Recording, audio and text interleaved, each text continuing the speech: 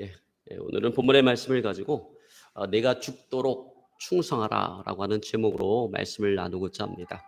오늘도 말씀 나누기 전에요, 우리 인사합니다. 앞뒤 또 좌우 바라보시면서 오늘 우리 한번 그렇게 인사합니다. 죽도록 충성합시다. 아멘. 여러분, 우리가 하나님께 충성된 삶을 살아가야 되는데, 이왕 충성할 거라면 적당하게 충성하는 것이 아니라 여러분 죽도록 충성하며 살아가시기를 오늘 시간 주로 축원합니다. 여러분, 이 땅에서의 우리의 삶은 영원하지 않습니다. 길어야 100년입니다. 근데 그 100년이라고 하는 시간은 하나님의 시간인 그 영원과 견줘볼 때 눈 깜짝할 사이보다 작은 그런 시간일 수 있습니다. 자, 그런데 우리는 이 땅에서의 그 짧은 시간을 살아가고 언젠가는 반드시 하나님 앞에 서야 될 그 날이 다가온다라고 하는 거예요. 그리고 그 짧은, 내가 살아간 그 짧은 이 땅에서의 삶에 대한 평가를 받게 되어질 것입니다. 자, 여러분, 우리가 하나님 앞에 섰을 때 그럼 하나님은 우리에게 무엇을 물어볼까요? 너는 나를 위해서 얼마나 많은 일을 했느냐? 이렇게 물어보실까요? 너는 나를 위해서 얼마나 많은 것들을 드렸느냐? 이렇게 물어보실까요? 여러분, 하나님은 그렇게 묻지 않으실까요? 아마도 하나님의 성품상 하나님은 두 가지를 우리에게 물어보실 겁니다. 하나는 너는 거룩한 삶을 살았느냐? 그리고 또 다른 하나는 너는 충성된 삶을 살았느냐? 이 두 가지를 물어보실 거예요. 여러분, 거룩은 우리의 삶과 관련된 문제이고 충성은 우리의 사명과 관련된 문제입니다. 여러분, 그렇습니다. 성도는 이 땅에서 거룩한 삶을 살아가야 돼요. 그리고 또한 동시에 이 땅에서 하나님께서 나에게 맡겨주신 일, 내 삶의 자리에서 충성을 다하는 삶을 살아가야 되는 것입니다. 여러분, 거룩한 자 되시길 주님으로 축원합니다. 여러분, 충성되게 살아가는 자 되시기를 오늘 시간 주님으로 축원합니다. 이 시간 저는 성도들이 항상 견지하며 살아가야 될 두 가지 가치, 즉 거룩과 충성 가운데 오늘은 충성에 대해서 우리 함께 말씀을 나누고자 합니다. 자, 여러분, 충성이라는 게 뭘까요? 사람마다 다양하게 정의할 수가 있겠지만 저는 그렇게 정의하고 싶습니다. 충성이라고 하는 것은 자리를 지키는 것이다. 여러분, 한번 따라해 보시기 바랍니다. 충성은 자리를 지키는 것입니다. 아멘. 여러분, 충성은요, 자리를 지키는 거예요. 여러분, 영국 런던에 있는 워커 미술관에 충성이라고 하는 제목의 그림이 있습니다. 그 그림은 콘트로라고 하는 사람이 그린 그림인데 번영을 누리던 로마의 항구 도시 폼페이가 베수비오 화산 폭발로 인해서 도시 전체가 용암과 화산재로 덮이는 그런 광경을 상상해서 그린 그림이에요. 근데 그 그림을 보면 하늘로부터 화산재와 불덩어리가 눈이 내리듯이 그 폼페이 성 안으로 쏟아져 내립니다. 그리고 사람들은 살기 위해서 그 성문을 빠져나가기 위해서 막 부대끼다 보니까 아수라장이 되어져 버렸습니다. 그런데 그 성문 곁에서 보초를 쓴 한 군사가 있었는데, 한 병사가 있었는데 전혀 요동함이 없이 그 자리에서 보초를 서고 있다가 그 자리에서 화산이 쏟아짐으로 말미암아 죽음을 당하게 되었습니다. 여러분, 이 병사가 바로 이 그림의 주인공입니다. 이 로마의 군인은 조금도 흔들림이 없이 자신에게 주어진 그 보초의 자리, 그 자리를 벗어나지 않냐고 끝까지 그 자리를 지키다가 죽음을 맞이하는 것입니다. 그래서 이 그림의 제목이 충성이에요.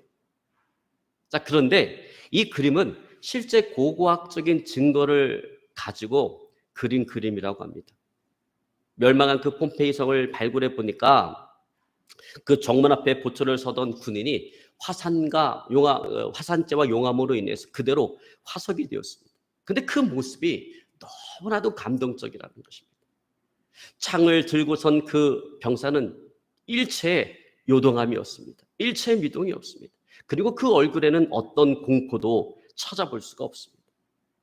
여러분, 오늘 이 폼페이에 죽은 이 병사의 모습은 우리에게 많은 것들을 생각하게 한다는 거죠. 많은 것들을 시사해 줍니다. 여러분, 그 가운데 하나가 뭐냐면 충성이란 무엇이냐라고 하는 거예요. 자, 이 병사가 보여준 충성이라고 하는 것은 자기에게 맡겨진 그 자리를 지키는 것이었다라고 하는 것입니다. 자, 그런데 여러분, 저는 하나님에 대한 그리스도인의 충성도 이와 다르지가 않다라고 생각을 해요. 여러분, 충성은 하나님께서 우리 각자에게 맡겨주신 그 삶의 자리를 지키는 것입니다.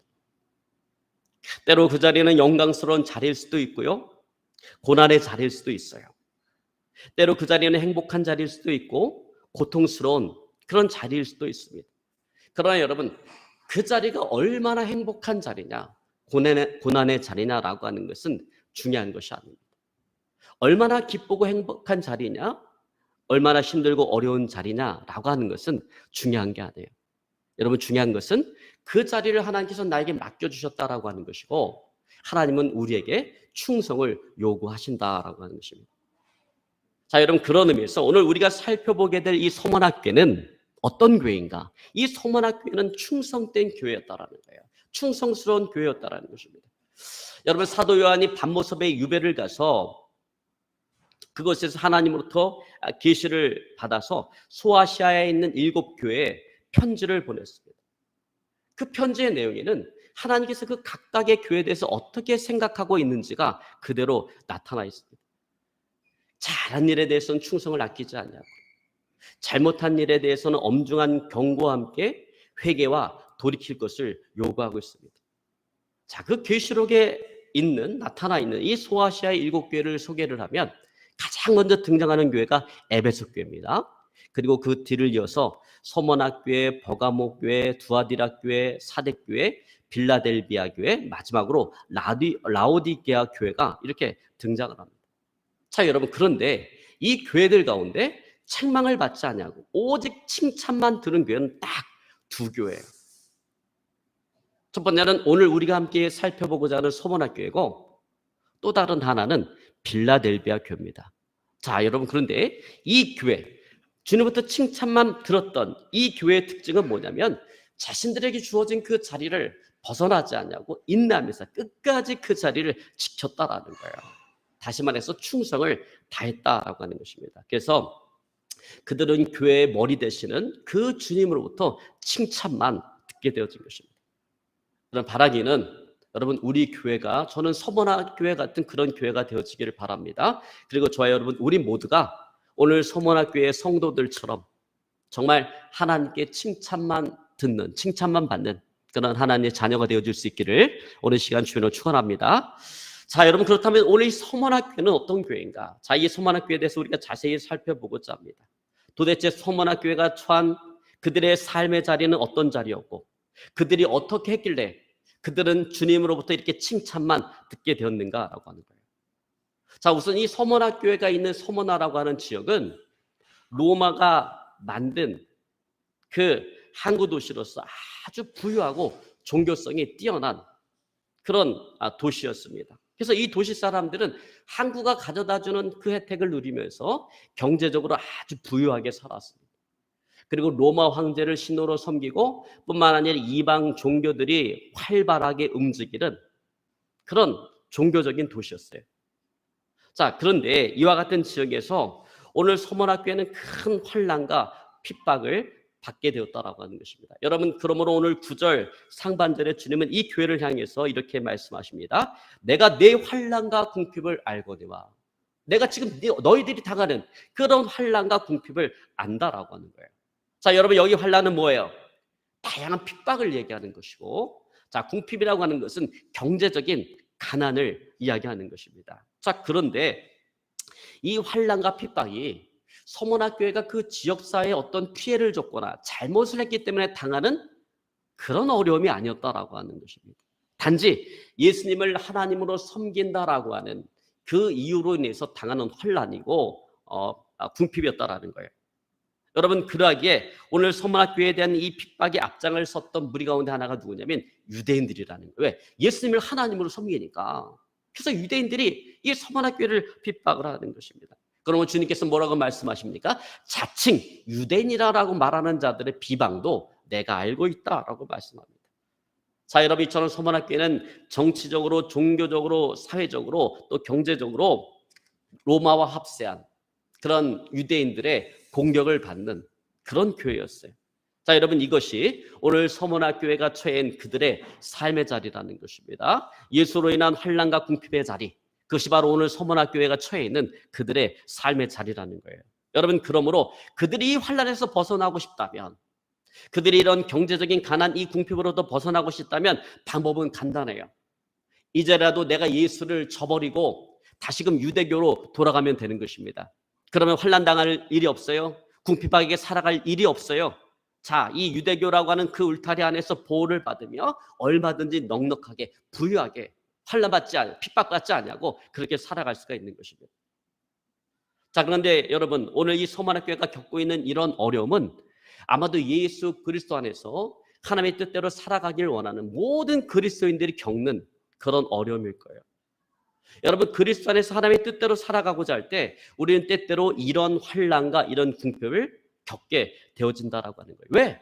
거짓말을 할 수가 없기 때문에, 정직하게 살아가려고 하기 때문에 때로는 이런 환난, 이런 궁핍을 당하게 되는 경우가 많다라는 것입니다. 여러분, 특별히 장사를 하는 그리스도인들, 사업을 하는 그리스도인들이 그렇습니다. 또 여러분, 그런가 하면 죄된 삶을 청산하고 하나님의 뜻대로 살아가기 위해서, 하나님께서 기뻐하신 뜻대로 살아가기 위해서 내가 기존의 세상에서 누렸던 모든 그런 권력과 권세와 부를 내려놓고 살아가고자 할 때 현실적으로 이런 환난과 또 궁핍의 어려움을 겪기도 한다는 거죠. 또 여러분, 목회자들의 경우를 보면요, 하나님의 일을 하겠다고, 주의 종이 되겠다고 그냥 세상에서 잘 나가던 그 직장 내려두고 목회자가 돼서 교회를 개척하다 보면 현실적으로 어려움을 당하게 되고 또 물질적으로 이런 궁핍을 당하게 되는 그런 경우가 아주 많다라는 거죠. 자, 여러분, 그런데 문제는 뭐냐면 이런 상황이 되면 갈등이 찾아온다라는 거예요. 여러분, 그게 무슨 갈등이에요? 다시 옛날로 돌아가고 싶은 그런 갈등이 찾아온다라는 거예요. 마치 이스라엘 백성들이 출애굽한 이후에 광야의 그 삶에 부딪혔을 때 다시금 애굽으로 돌아가고 싶어 했던 그런 갈등이 찾아온다라는 것입니다. 여러분, 그래서 목회자들의 경우를 보면 과거에 사업을 잘 하셨던 분이 목회자가 된 경우에는요, 이런 어려움이 찾아올 때 목회자의 타이틀을 가지고 다시 옛날에 그 업으로 돌아가 있는 사람들이 많아요. 말은 목회자인데 목회를 하는 것이 아니라 옛날에 그 업을 하고 있어요. 목회직을 완전히 그만두기에는 왠지 하나님 앞에 죄를 짓는 것 같고, 그렇다고 뭐 현재 그 어려움, 물질적인 가난 속에서 계속해서 살아갈 수는 없고, 그러다 보니까 양다리를 거치게 되는 거예요. 목사라는 타이틀을 가지고 다단계를 한다든지, 목사라는 타이틀을 가지고 뭐 택시기사를 한다든지 이런 일을 하게 되는 것입니다. 참 마음 아프고 안타까운 일입니다. 여러분, 그런데 그런 분들이 자신들이 하는 그런 이중적인 직업에 대해서 이것이 그냥 맞는 것이다, 합당한 것이다 라고 이야기할 때 주로 예를 드는 것이 누구냐면 사도 바울입니다. 바울도 천막 만드는 일을 하면서 선교하지 않았느냐? 그러니까 목회자가 이중적인 직업을 가진 것은 나쁜 것이 아니다라고 이야기합니다. 여러분, 물론 먹고 살아가기 위해서 뭐 죄를 짓는 일도 아닌데 그것을 나쁘다라고 말할 수는 없을까요? 그냥 안타깝다라고 하는 그런 말밖에 할 수가 없을 것입니다. 여러분, 그러나 그것이 하나님 앞에 바람직한 것은 아니다라고 하는 거예요. 여러분, 사도 바울의 경우는요, 그들과 다릅니다. 여러분, 바울이 천막 만드는 일을 하면서 선교를 한 것은 하나님의 그 복음을 전하는 일에 걸림돌이 되지 않기 위해서 그렇게 한 거예요. 여러분, 당시에는 떠돌이 철학자들이 많았고요, 이 떠돌이 거짓 교사들이 많았습니다. 그래서 그들은 시장에서 사람들에게 철학 강연을 하고 그들이 주는 돈을 가지고 생활을 했어요. 거짓 교사들은 가는 곳마다 교회에 들어가서 나름대로 자신의 그 메시지를 전하고 그들이 주는 그 돈을 가지고 생활을 했어요. 그러니까 그들에게 있어서 교회라고 하는 것은 자신들의 밥벌이를 위한 장소라는 거예요. 교회와 복음에 대해서는 관심이 없어요. 그냥 교회는 그들의 밥벌이인 장소일 뿐인 거예요. 여러분, 그러다 보니까 교회는 그들에 대해서 좋은 마음을 가질 수가 없는 거예요. 그들이 던지는 그 메시지에 대해서 항상 순수한 마음으로 그것을 받아들일 수가 없는 것입니다. 자, 결국 이들의 이와 같은 행동들은 바울을 위시해서 참되게 복음을 전하고자 하는 그 사람들의 그 복음의 진실성을 의심하도록 만들어 버린 것입니다. 여러분, 바로 이와 같은 상황에 있어서 바울은 바로 자신과 그들을 구분짓기 위해서, 나와 그들은 다르다라고 하는 것을 구분짓기 위해서 천막 만드는 일을 해가면서 자신이 먹고 살아갈 그 자신의 생계비를 스스로 벌어가면서 복음을 전했던 것입니다.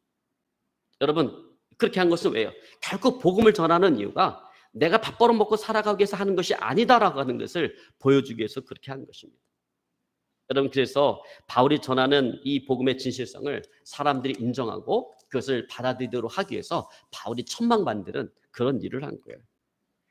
그러나 여러분, 바울의 경우도 이와 같은 일, 천막 만드는 일은 한시적인 일이었지 바울이 선교사로 평생을 살아가면서 평생 동안 천막 만드는 일을 한 게 아니에요. 사실 천막 만드는 일은 바울이 고린도 교회에 있을 때 그때 한 거지 평생을 살아가면서 바울이 천막 만드는 일을 한 것이 아닙니다. 여러분, 바울의 선교 원칙은 분명합니다. 바울은 고린도전서 9장 9절 11절에 이렇게 말을 합니다. 모세의 율법의 곡식을 밟아 떠는 수에게 망을 씌우지 말라 기록하였으니 하나님께서 어찌 소들을 위하여 염려하심이냐, 오로지 우리를 위하여 말씀하심이 아니냐. 가연 우리를 위하여 기록된 것이니 밭가는 자가 소망을 가지고 갈며 곡식 떠는 자가 함께 얻을 소망을 가지고 떠는 것이라. 우리가 너희에게 신령한 것을 뿌렸은즉 너희의 육적인 것을 거두기로 과하다 하겠느냐. 여러분, 이것이 바울의 선교 원칙이다라고.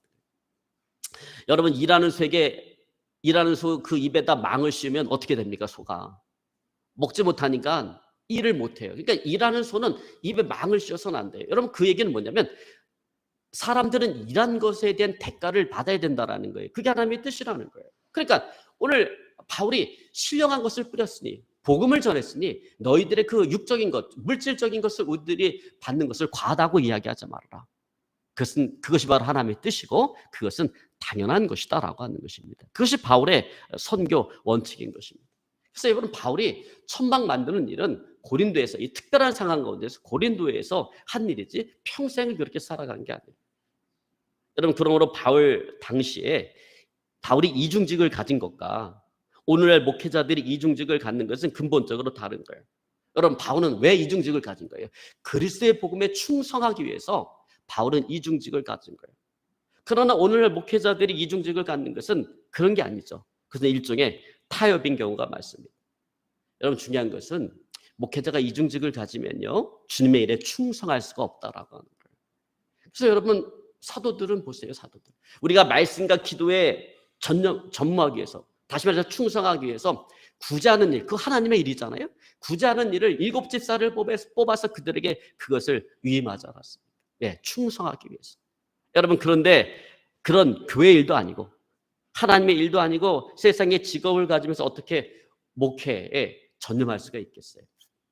여러분, 어떻게 교회를 위해서 목숨을 걸고 기도할 수가 있겠어요? 어떻게 말씀을 준비를 하고 그 말씀을 전할 수가 있겠습니까? 여러분, 이중직을 갖고 일을 하다 보면 어떻습니까? 바깥에서 일하고 피곤하잖아요. 그럼 온몸에 에너지가 떨어지면 기도하고 싶은 마음이 없어요. 의욕이 없고 말씀 전할 수 있는 시간도 없을 뿐만 아니라 그런 의욕이 없었죠. 그러다 보니까 어떻게 됩니까? 나중에는 교회도 엉망이 되어지는 것이고 바깥에서 하는 일도 망하게 되어지는 것입니다. 여러분, 사실 목회자가 개척을 해서 다가오는 어떤 이런 환난과 궁핍은 하나님께서 맡겨주신 그 자리에서 정말 죽도록 충성을 하는가, 그것을 확인하기 위한, 알아보기 위해서 하나님께서 허락한 그런 과정일 뿐이다라고 하는 거예요. 여러분, 그러므로 환난과 궁핍이 심하면 심할수록 그것을 돌파하기 위해서 세상적인 방법을 찾으면 안 돼요. 인간적인 방법을 찾으면 안 되고 기도로서 정면 돌파를 해야 된다는 것입니다. 정말 죽을 힘에서 다해서 기도하다 보면 여러분, 하나님께서 그 환경을 이길 수 있도록 힘과 능력을 주시고 환경의 문을 열어주시는 것입니다. 여러분, 제가 목회자의 예를 들었지만 성도의 삶도 결코 다르지 않다라고 하는 것입니다. 여러분, 왜냐하면 나에게 주어진 그 일에 충성을 다한다라고 하는 그 의미에서 봤을 때 똑같은 거예요. 목회자의 삶이나 성도의 삶이나 똑같은 것입니다. 여러분, 교회 안에서 여러분에게 주어진 직분은 어떤 직분입니까? 교회 안에서 여러분에게 주어진 그 자리는 어떤 자리입니까? 교회 안에서 여러분에게 주어진 그 사명은 어떤 사명입니까?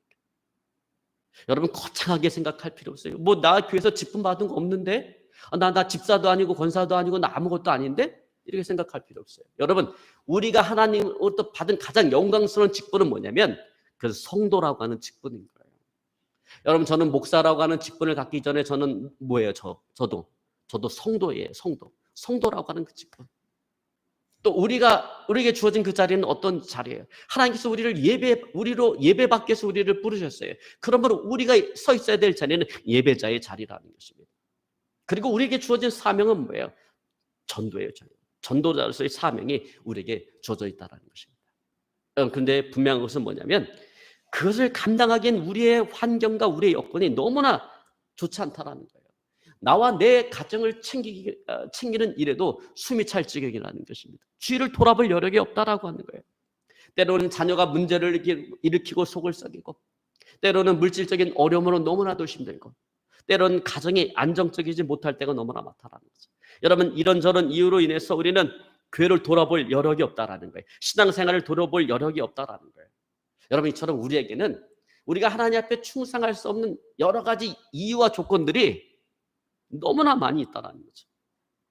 그러나 여러분 우리가 달리 생각해 보면 이렇게 충성하기 어려운 이유와 또 조건이 있음에도 불구하고 그럼에도 불구하고 드려지는 충성이라고 한다면 그 충성은 더욱더 값진 충성이 되어질 수밖에 없다라고 하는 거예요. 오늘 서머나 교회가 그러했습니다. 여러분 그들의 그 충성은 충성하기 어려운 그런 환경, 그런 여건 속에 있음에도 불구하고 드려진 충성이었기 때문에 그것은 더욱더 주님 보시기에 값진 충성이었다는 것입니다. 여러분 그러므로 오늘 9절에 주님은 서머나 교회에게 이렇게 말씀하십니다. 내가 내 환난과 궁핍을 알거니와 실상은 내가 부유한 자다라고 말씀하십니다. 여러분 이것을 쉽게 풀어서 이야기하자면 이렇게 말할 수 있을 거예요. 내가 나에게 충성하기 어려운 조건들을 알고 있다. 그것은 너에게 지금 닥쳐있는 환난과 궁핍이다. 그러나 그럼에도 불구하고 너는 나에게 충성을 다했다. 그러므로 내가 실상을 너에게 말하오니 너는 가난한 자가 아니라, 너는 궁핍한 자가 아니라 너는 부유한 자다. 세상 사람들이 볼 때는, 세상이 볼 때는 너는 궁핍한 자처럼 보일지 모르겠지만 그러나 실상 너는 부유한 자다.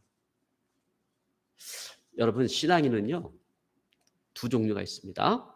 하나는 하나님의 은혜로 이 땅에서 정말 출세하고 성공해서 모든 영광을 다 누리고 살아감에도 불구하고 하나님 앞에 충성하지 않아서 영적으로 보면 아주 가난한 그런 성도가 있어요. 그래서 하나님 앞에 갔을 때 받을 것이 아무것도 없는 그런 성도가 있어요. 여러분 반면에 이 땅에서는 비록 출세하지 못하고 성공하지 못해서 어렵게 살아갔지만 그러나 그럼에도 불구하고 충성을 다 해서 정말 이 땅에서는 아주 가난해 보이지만 그러나 하나님이 보실 땐 아주 부유해진 그런 성도가 있습니다. 여러분 그러한 성도는 하나님 앞에 섰을 때 영광을 얻게 되어질 것입니다. 그러면 주님 말씀하십니다. 내가 죽도록 충성하라. 그럼 내가 생명의 면류관을 너희에게 주리라. 여러분 그렇습니다. 하나님께서 우리에게 요구하는 것은 충성이에요. 얼마나 많은 일을 이뤄놓느냐 업적을 우리에게 요구하시는 것이 아닙니다. 하나님은 우리를 실적으로 평가하지 않아요. 마치 보험회사 직원처럼 네가 얼마나 실적이 어느 정도 되느냐 그 실적으로 우리를 평가하지 않는다라는 거예요. 오직 거룩한 삶과 충성된 삶으로 우리를 평가하는 거예요.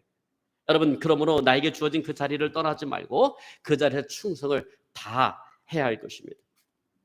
여러분에게 주어진 그 자리에서 충성을 다하는 그런 삶을 살아가시기를 오늘 시간 주로 축원합니다. 때로는 그 자리가 환난과 궁핍의 자리라 할지라도 그 자리를 떠나지 않냐고 그 자리에 충성을 다하는 그런 삶을 살아가시기를 오늘 시간 주의 이름으로 축원합니다. 이제 제가 알고 있는 교제하고 있는 모 선교사님의 간증으로 오늘 말씀을 제가 마무리하고자 합니다. 여러분 사역자마다 하나님께서 부르신 목적이 다 달라요. 이 목적이 다르기 때문에 또 연단하시는 방법도 다 다를 수밖에 없습니다. 여러분 저 같은 경우는 하나님께서 공동체를 맡기셨기 때문에 그 공동체를 돌봐야 되기 때문에 너무나 막 과할 정도 엄청난 그런 시련과 연단은 허락하지 않습니다. 왜냐하면 너무나 시련이 많아서 내 자신 추스르기도 버거우면 그 공동체를 돌볼 수가 없기 때문에 그래요. 근데 이 선교사님은 하나님께서 영적 치유 사역으로 부르셨어요. 특별한 목적으로 부르셨어요. 그러다 보니까 영적인 시련과 영적인 연단이 너무나 많은 거예요. 어느 날 통화를 할 기회가 있어서 통화를 하다가 자신이 7년 동안 받아왔던 그런 영적인 시련과 연단에 대한 그 이야기를 저한테 하더라고요. 어떤 날은 하나님께서 알코올 중독자의 영을 자기 몸에 넣어주시기도 하고요. 때로는 도박의 영, 때로는 음란의 영을 넣어주시기도 하고 다양한 영을 경험하게 하셨다는 거예요. 체험하게 하셨다는 거예요. 물론 그 영이 역사에서 죄를 짓기 전에 죄를 짓지 않도록 그 전에 영을 제거해 주시고 다시금 성령으로 충만케 하셔서 천국을 경험하는 그런 일들을 반복하게 이렇게 하신 거예요. 자, 하나님께서 이렇게 다양한 영을 경험하게 하신 것은 그런 영에 사로잡혀서 고통받는 사람들을 불쌍히 여기고 긍휼히 여기고 그들의 마음을 알아주고 또 그들을 어떻게 접근해서 그들을 어떻게 치유해 줄 것인가라고 하는 것들을 이제 몸으로 깨닫도록 하기 위해서 그런 어떤 영적인 연단들, 많은 영적인 경험들을 그렇게 하게 하신 것입니다. 자, 그런데 그런 연단을 받다 보니까 일상적인 삶이 너무나 어려워요. 어떤 날은 영적으로 너무나 눌려서 여러분 그 막 영이 막 내 마음을 지배하고 있으면 영적으로 막 눌려버립니다. 너무나 눌려서 몇 달 동안 교회를 가지를 못하는 거예요. 교회를 가지를 못하니까 자기 집에서 자기 혼자서 그냥 가정 예배를 드리는 그런 날도 많았습니다. 그러니까 여러분 보세요. 말이 선교사지 선교사로 한 일이 별로 없어요. 그냥 자기 혼자 버거워서 살기 위해서 말씀 보고 예배하고 기도한 것 외에는 별로 한 것이 없습니다. 근데 이제 7년이 되었을 때 그런 모든 연단이 되었을 때 끝났을 때 하나님께서 천국을 구경을 시켜주는데 천국에 가서 자기 집을 보니까 세상에 자기 집이 5층짜리 황금집인 거예요. 보통 다른 사람의 집들은 1층 내지 2층짜리 벽돌집인데 자기 집은 황금집인 거예요. 그래서 주님께 물었답니다. 주님, 저는 주님을 위해서 한 일도 없는데 아니 왜 저의 집이 이렇게 좋습니까? 그래서 주님께서 그렇게 말씀하시더랍니다. 너는 내가 너에게 시련과 연단을 줄 때 그 시련과 연단의 자리에서 너는 원망불평하지 않냐고 감사함으로 그것을 받고 나에게 충성을 다했다. 그래서 너의 집이 이렇게 5층짜리 황금집으로 바뀐 것이다. 그렇게 말씀을 하시더랍니다.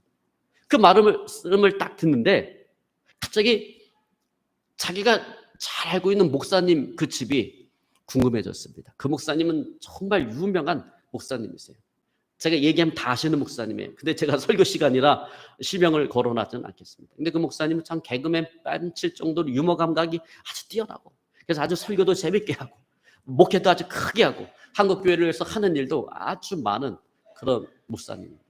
주님이 그 목사님의 집을 보여주는데 깜짝 놀랐어요. 목사님의 집이 그냥 기와집인 거예요. 다른 사람의 집들보다 뭐 좋은 집이긴 하지만 자기가 생각했던 것처럼 그렇게 좋은 집이 아닌 거예요. 그래서 주님께 물었답니다. 아니 주님, 어떻게 그렇게 큰 목회를 하고 한국교회를 위해서 그렇게 많은 일을 하는 목사님의 집이 어떻게 저의 집보다 이렇게 못할 수가 있습니까? 그래서 주님이 그렇게 말씀하시더라고요. 사람들이 보는 것과 내가 보는 것은 다르다. 나는 그 마음의 중심을 보느니라. 이렇게 말씀하시더라고요. 여러분 이제 말씀을 정리하기 원합니다. 여러분 그렇습니다. 여러분 충성은 얼마나 많은 일을 했느냐, 얼마나 많은 업적을 남겼느냐라고 하는 것과는 별로 상관이 없습니다. 여러분 충성이라고 하는 것은 하나님께서 나에게 맡겨주신 그 일과 그 삶의 자리를 소중하게 생각하고 그 자리를 지키는 거예요. 여러분 그것이 충성인 것입니다. 때로는 그 자리가 오늘 서문학교회처럼 환난과 궁핍의 자리를 할지라도 원망하지 않냐고 불평하지 않냐고 감사함으로 그 자리를 지키면서 하나님께 영광을 돌리는 것입니다. 여러분 그것이 바로 충성인 거예요. 그러면 여러분 충성된 자 되시기를 오늘 시간 주로 축원합니다. 여러분 주변에 많은 교회가 있죠. 여러분 오늘날 성도들의 특징이 뭔지 아세요? 교회에서 좀 기분 나쁜 일 있으면 아유 뭐 교회가 여기뿐이 없어? 그리고 막 오라는 데가 얼마나 많은데 그 작은 교회를 가버립니다. 여러분 그 사람 충성이 뭔지 모르는 거예요. 여러분 주변에 아무리 교회가 많아도 하나님께서 나로 하여금 헌신하고 섬기라고 세워진 그 교회, 내가 몸담고 있는 그 교회에 충성을 다 해야 되는 거예요. 여러분 충성을 다하시기를 바랍니다. 그리고 또 내가 앉아있는 그 예배의 자리를 지키시기를 바랍니다. 그게 충성을 다하는 거예요. 내가 예배하는 그 예배 자리를 비워두시지 마시기 바라면 늘 그 예배 자리에 충성을 다하시기 바랍니다. 여러분도 하나님께서 나에게 영광스러운 자리에 있게 하셨다라고 한다면 그 자리를 위해서 교만해지지 말고 겸손하게 하나님을 예배하고 영광을 돌리십시오. 그게 충성을 다하는 것입니다.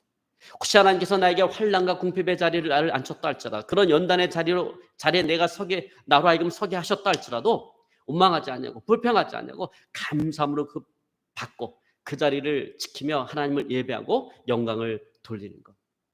여러분 그것이 바로 충성인 것입니다.